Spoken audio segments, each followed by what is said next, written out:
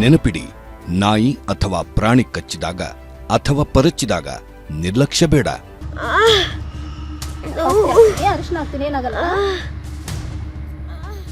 ನಿಲ್ಲಿ. ಇಂಥ ತಪ್ಪನ್ನು ಯಾವತ್ತೂ ಮಾಡಬೇಡಿ.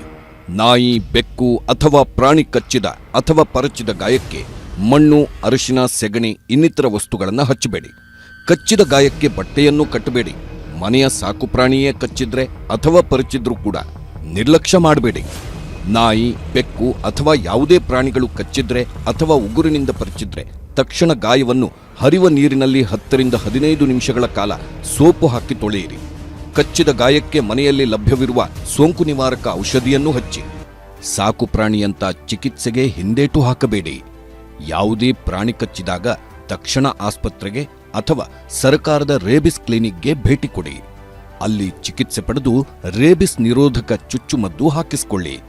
ಅಷ್ಟೇ ಅಲ್ಲ, ರೇಬಿಸ್ ಲಸಿಕೆಯನ್ನು ಕ್ರಮಬದ್ಧವಾಗಿ ಮತ್ತು ವೇಳಾಪಟ್ಟಿಯಂತೆ ಪಡೆಯಲು ಮರೆಯಬೇಡಿ. ಲಸಿಕೆ ಮಿಸ್ ಮಾಡಿದ್ರೆ ಅಪಾಯ ಕಟ್ಟಿಟ್ಟ ಬುತ್ತಿ. ಸರ್ಕಾರಿ ಆಸ್ಪತ್ರೆಗಳಲ್ಲಿ ಉಚಿತವಾಗಿ ಸಿಗುತ್ತೆ ರೇಬಿಸ್ ನಿರೋಧಕ ಲಸಿಕೆ ಮತ್ತು ರೇಬಿಸ್ ಇಮ್ಯುನೋಗ್ಲಾಬುಲಿನ್. ರೇಬಿಸ್ ಬಗ್ಗೆ ನಿರ್ಲಕ್ಷ್ಯ ಬೇಡವೇ ಬೇಡ.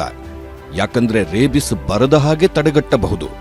ಆದ್ರೆ ಒಮ್ಮೆ ರೇಬಿಸ್ ಕಾಯಿಲೆ ಬಂದ್ರೆ ಸಾವು ಖಚಿತ.